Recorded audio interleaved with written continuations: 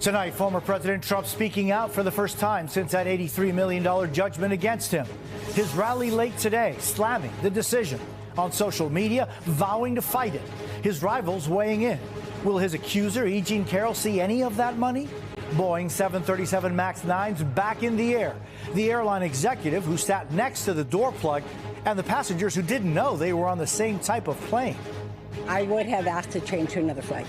The new warning about traveling to the Bahamas from the U.S. State Department. 18 people have been murdered there in the past month. What you should know if you have booked a trip there. The biggest cruise ship ever has just set sail. The over-the-top attractions on board. And cash is back. Why skipping the plastic may save you big money. This is NBC Nightly News with Jose Diaz-Balart. Good evening. It is a massive verdict against former President Trump. $83 million in a defamation case stemming from allegations of sexual assault from decades ago. Mr. Trump, moments ago, only briefly referencing the verdict in a rally in Las Vegas, his first on-camera reaction to it after blasting the judgment on social media. His remaining rival for the Republican nomination, Nikki Haley, campaigning in South Carolina tonight, has added it to her attacks on the former president. The presidential campaign and Mr. Trump's legal cases have been on a collision course for months. Now, they're both playing out in real time. Just take a look at this. On your left, the Republican primary calendar for the next couple of months. On your right, Trump's legal calendar, with a ruling expected any day in a New York fraud trial that could cost him his business. We begin our coverage tonight with Liz Kreutz traveling with the former president in Las Vegas.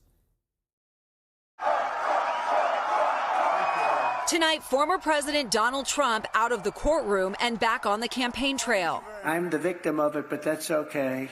I'm the victim of it. And holding a packed rally in Las Vegas one day after a Manhattan federal jury ordered him to pay $83.3 million to writer E. Jean Carroll for defaming her after she accused him of sexually abusing her in the mid-90s. Look at yesterday. Look at all this crap that's going on.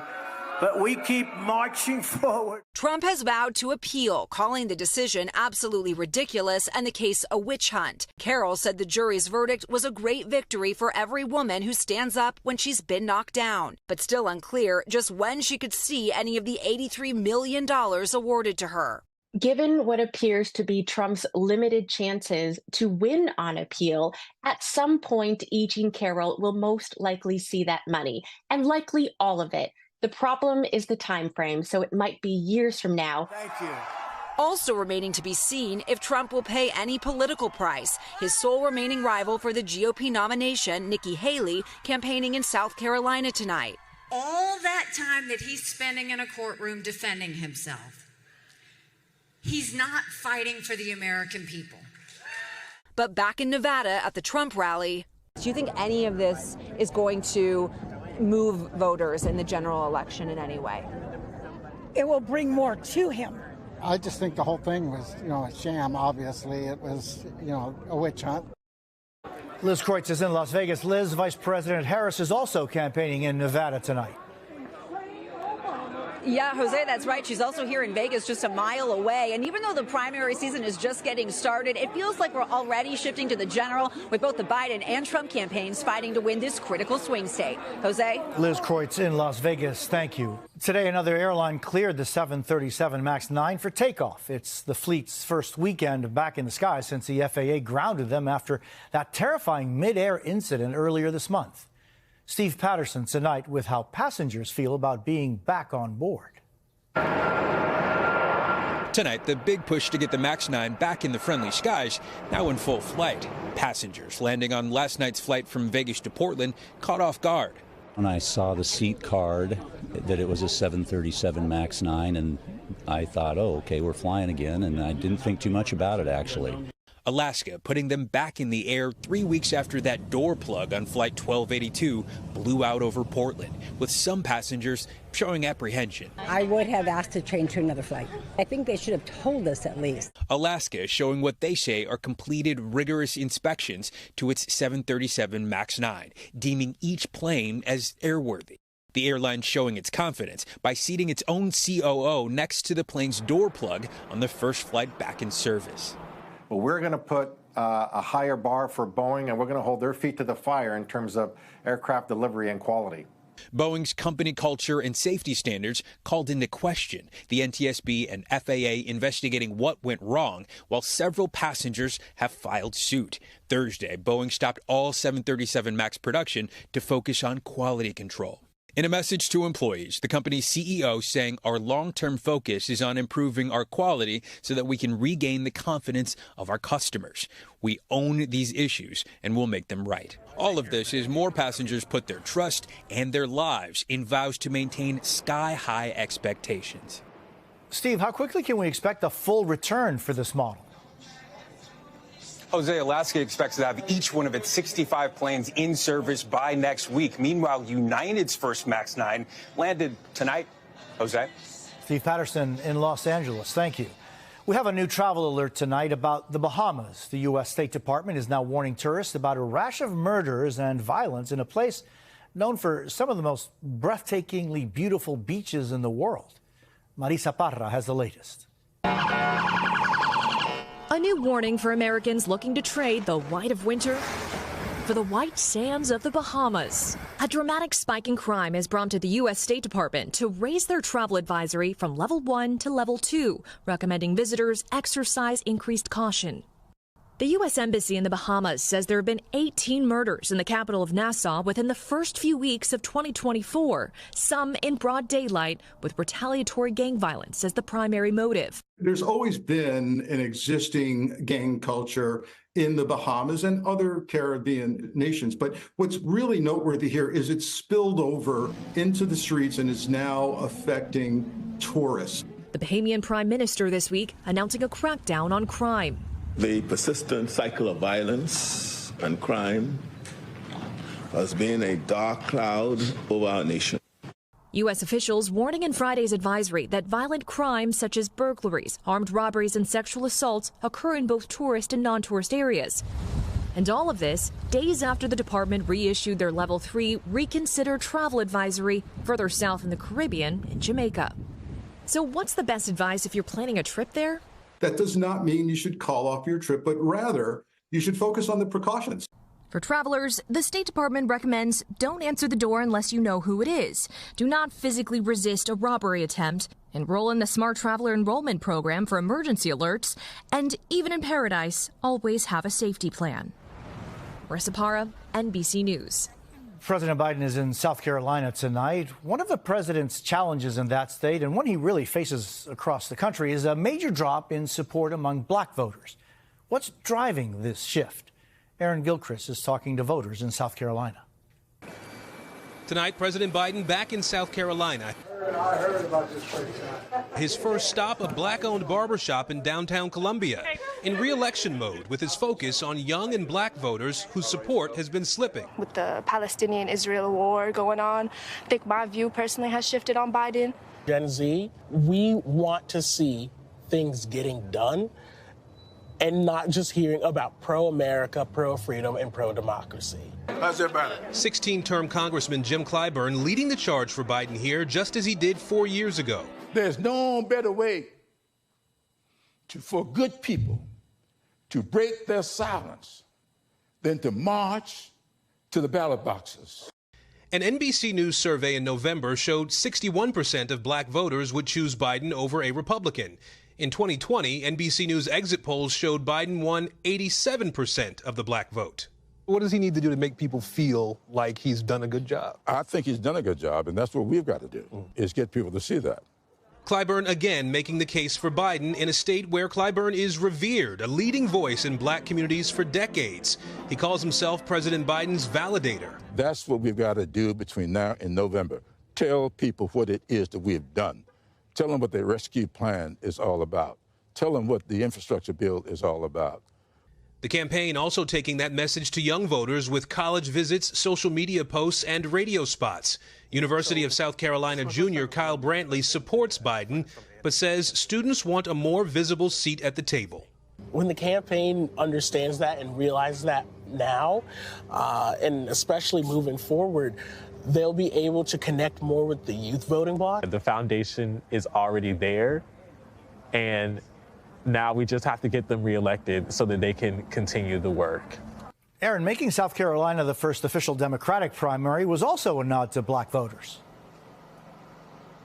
It was, Jose. A campaign official told me that moving South Carolina and Nevada earlier on the calendar elevates the diverse groups that President Biden will need to win in November. Jose? Aaron Gilchrist in South Carolina. Thank you very much. When we come back, the shocking allegations against the wrestling titan Vince McMahon, now out at the WWE. Also, the largest cruise ship in the world setting sail today. You won't believe what's on board.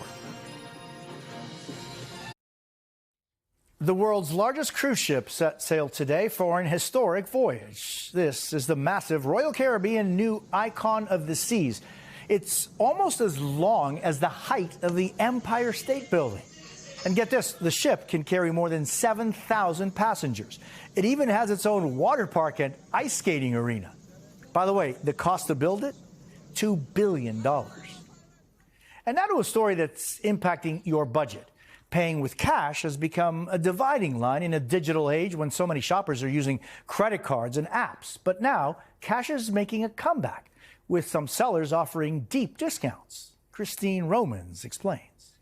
On the menu at this restaurant in New York, linguine, oysters, and a 10% discount if you pay with cash. We came up with this idea just to push sales, to give an incentive to our guests to come back to spend more. Owner Lamia Funti started offering it during the pandemic, and it's been so successful, she kept it. We have seen an increase. At Isabella's Pizza Pub in Greensboro, North Carolina, a 3% discount if you pay with cash. I put the cash discount into place to help reduce our fees as a business, to incent the customers to pay in cash, which will help me increase the pay of my employees. For businesses like Kathy's, those fees can add up. She says she paid over $30,000 last year to credit card companies. The cash discount has long been common at gas stations, and often your plumber or electrician will offer you a better cash deal too. But recently, more Americans are finding ways to cash in on these deals. In fact, the amount of cash purchases with a discount soared 66% from 2015 to 2022. Andrews Young has been only using cash for 2 years and saves $50 a month. If I can get a discount, why not? Now you can find cash deals at places you wouldn't necessarily think of. Some car dealerships offer discounts, so do auto body shops and even furniture stores. And if you're getting married, you're in luck. Many wedding vendors will give you a deal if you pay in cash, from the venue to the photographer, even to the dress. And for Andrews, bowling. I would say some of the places that I'm seeing the cash discount be useful for is in gas, entertainment, and then also with service-based work. And we're not talking chump change. These discounts can range from 3 to more than 10%. Most transactions are still put on credit cards, so cash may not be king just yet. It won't build your credit score, but it does offer one other benefit. When you use cash, there's no interest rate on it either if you can't pay it off. Correct. So once you use it, it's paid for, it's done with, you don't have to worry about it. Christine Romans, NBC News, New York. When we come back, the heartwarming story behind this celebration.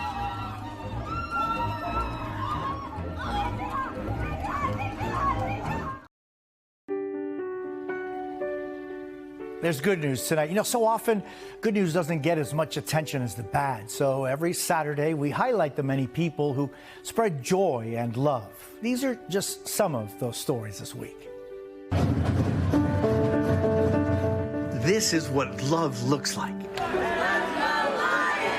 At Liberty High School in Peoria, Arizona, students and staff united, shaving their heads in solidarity with classmate Hayden McQuillan. Truly amazing. And teacher Tyler Hussey, both fighting cancer. Assistant Principal Jim Byrne helping lead this show of support. This guy is amazing, but just what he does for these kids in this community, it was an easy thing to do, to step up and support him. It gave me the chills and the emotions of hope, of inspiration. I don't think I'd be here without the support of the school. I really don't. And talk about going above and beyond. Take a look at this. That's Amazon driver Jaquan Fletcher shoveling snow for a customer in Ohio. Jaquan was delivering a package to Don Wheeler, who uses a wheelchair, and decided to clear his ramp. Sir, God bless you. And that little gesture went a long way. In Wisconsin, a big surprise at this girl's varsity basketball game. Look there, that's player Anna Necht, moved to tears as she walks across the court to embrace her dad, Randy. In the hospital for months, but his friends hatched a secret plan to help him surprise his daughter on Parents' Night. And there was suspense this week for a California family watching the Oscar nominations. For Best Documentary Short Film, the nominees are Nai and Waipo. That's filmmaker Sean Wong and his family celebrating his success the moment they found out his documentary is on the list. Sean is nominated for a short film called Nai and Waipoa, about the everyday lives of his two grandmothers. They're best friends who live together. In a way, they each represent a part of who all of us are. I feel so fortunate that I have these amazing examples of how to lead with joy and humor. We really made this short film as a way to help people like them feel seen. What is the message that you see you and your family receiving from these two extraordinary women? Take the time to really see them and spend time with them. There is beauty right in front of you. Growing old doesn't mean fading away. What a wonderful celebration. I want to wish Sean and his grandmothers all the best of luck at the Oscars in March. That's NBC Nightly News for this Saturday. Kate Snow will be here tomorrow night. I'm Jose Diaz-Balart. Thank you for the privilege of your time. Good night.